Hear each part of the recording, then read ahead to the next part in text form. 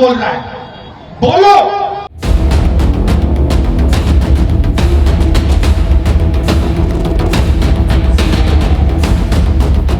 ভারত তো বটেই, গোটা বিশ্বে যখন আলোচনায় ডোনাল্ড ট্রাম্পের শুল্ক নীতির খামখেয়ালিপনা, ভারতের ওপর 50% শুল্ক চাপানো নিয়ে নিজের দেশেই যখন প্রশ্নের মুখে ট্রাম্প, রাহুল গান্ধী তখনও পড়ে আছেন ভারত পাকিস্তান সংঘর্ষ বিরতি নিয়ে ট্রাম্পের দাবিতে।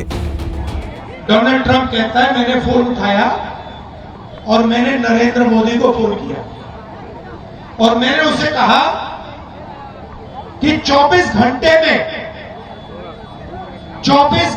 में युद्ध को बंद करो।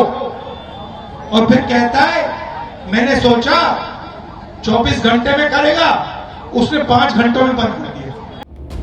সংসদে আলোচনার সময় ট্রাম্পের নাম না টেনে ট্রাম্পের দাবিকে নস্যাৎ করেছেন নরেন্দ্র মোদী। ট্রাম্পের ঔদ্ধত্যপূর্ণ কথাবার্তা আর ট্রাম্পের উদ্ধত শুল্ক নীতির জবাবে ট্রাম্পের বারবার করা ফোনকে কিভাবে উপেক্ষা করেছেন মোদী তা সামনে এসেছে জার্মান সংবাদ মাধ্যমে।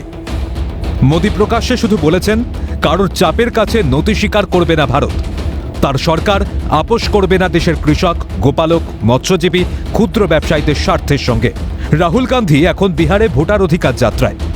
বিহারে ক্ষমতায় আসার লক্ষ্যে রাজনীতির লড়াই চলুক, কিন্তু যেখানে জড়িয়ে দেশের স্বার্থ সেখানে কেন অগ্রাধিকার বিদেশের রাষ্ট্রপ্রধানের কথা?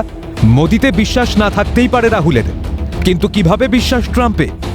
বাড়তি শুল্ক চাপাতে ট্রাম্প যখন বলেছিলেন ভারতের অর্থনীতি মৃত, তখনও প্রকাশ্যে নিজের খুশি হওয়ার কথা জানিয়েছিলেন রাহুল গান্ধী। ভারত মার্কিন বাণিজ্য নিয়ে কটাক্ষ করেছিলেন মোদী সরকারকে। वो कह क्यों रहा है?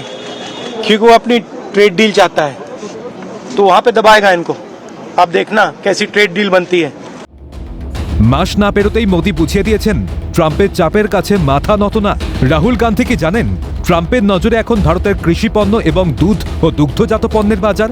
মোদী নারাজ হওয়ায় রাশিয়া থেকে তেল কেনাকে অজুহাত করে 50% শুল্ক চাপিয়েছেন ট্রাম্প। দেশের সরকারের এই অবস্থানের পক্ষে এখন কেন নেই কংগ্রেস?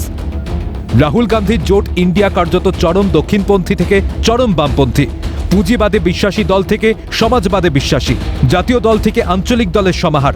দেশের বাজারে নিয়ন্ত্রণ কি বিদেশের হাতে ঠেলে দিতে চায় জোট ইন্ডিয়া? অবস্থান এখনো স্পষ্ট করেননি Rahul Gandhi, M A baby, Akhilesh, স্ট্যালিনরা। Calcutta news.